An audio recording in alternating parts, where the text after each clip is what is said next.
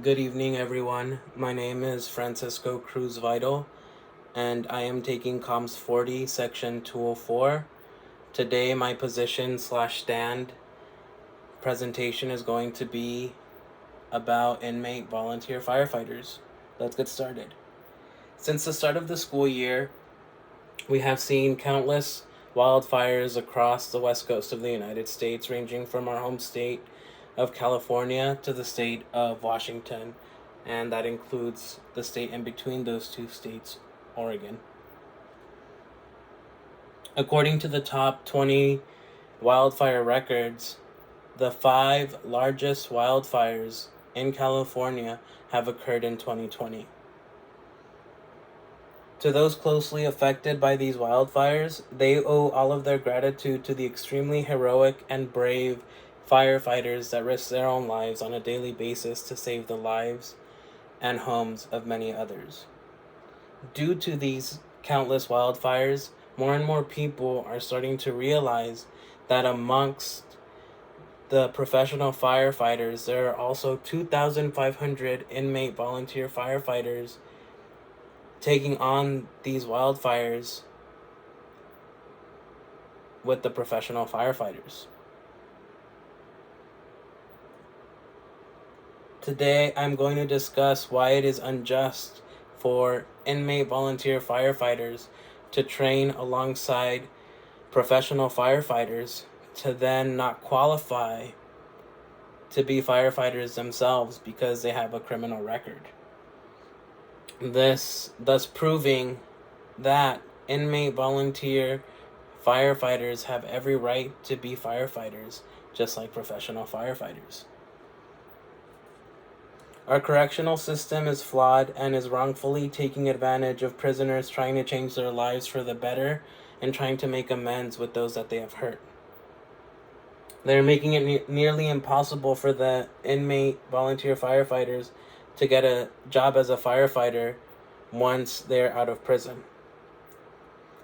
The state of California has roughly 3,700 inmates working in fire camps, 2,600 of which are working on the front lines trying to control and end these wildfires. Once released from prison, these men and women that worked alongside professional firefighters, risking their lives to control and manage these fires, can only apply for level entry jobs within the fire department. The reason being because they are not qualified to take and apply for their EMT certification because of their criminal record.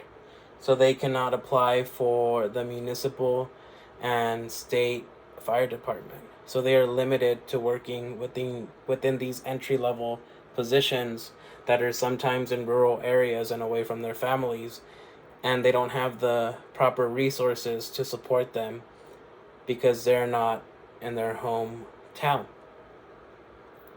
This is unjust for these inmate volunteer firefighters to receive the same training as the state seasonal firefighters and do much of the same work as professional firefighters. And because they're not eligible to take the EMT certification test, they are being held back and limited to these entry-level positions that sometimes they are not able to keep because it's not enough to support their families or themselves. Moving on to my next point, inmate volunteer firefighters are also being exploited for their labor on account of how much they are being paid in comparison to professional firefighters. Right now, the average American is receiving $7.25. That is the average hourly income of somebody that lives within the United States. The average hourly wage of a firefighter in the United States is $23, which adds up to $44,000 annually. So that's how much they're making annually for their salary, $44,000.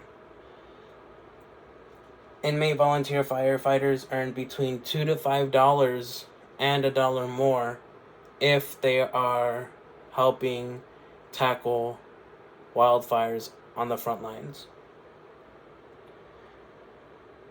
It is only fair and justified for inmate volunteer firefighters to receive an increase in what they are paid for combating fires alongside professional firefighters, especially when those professional firefighters are getting $23 an hour in comparison to the $2 to $5 that the inmate volunteer firefighters are receiving for the same work and for similar training.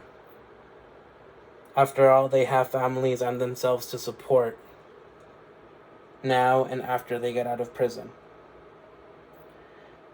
There are also individuals out there that believe those that have served a prison sentence don't deserve a second opportunity to rebuild their lives from the bottom up. I disagree with those people as well. I'm not saying that all past incarcerated individuals deserve the opportunity to be volunteer firefighters. You must earn that opportunity to be an inmate volunteer firefighter. As of right now, the job of an inmate volunteer firefighter is only open to prisoners whose good behavior behind bars qualifies them for the least restrictive incarceration. Prisoners that have committed a more serious crime or are serving a life sentence are not eligible to participate in the inmate volunteer firefighter program, thus proving that those partaking in the inmate volunteer firefighter program have every right to be a firefighter just like everyone else and professional firefighters, especially if they've completed and served their prison sentence. After all, that's why they were incarcerated in the first place. The United States correctional system should encourage their prisoners to better their lives and stay away from prison rather than just putting them down. I hope you now understand why it is unjust for inmate volunteer firefighters to go from working alongside professional firefighters to then not qualify to be professional firefighters themselves because of their past criminal record. I also hope that you're leaving this presentation with a better understanding on why inmate volunteer firefighters have every right to be firefighters themselves, because they're completing the same training and sometimes the same work as professional firefighters. I'm also happy to report that Governor Newsom on September 11th, 2020, signed a bill eliminating barriers that block former inmate fire crews from becoming career firefighters after serving their prison sentences. A step in the right direction, but we still have to fight that these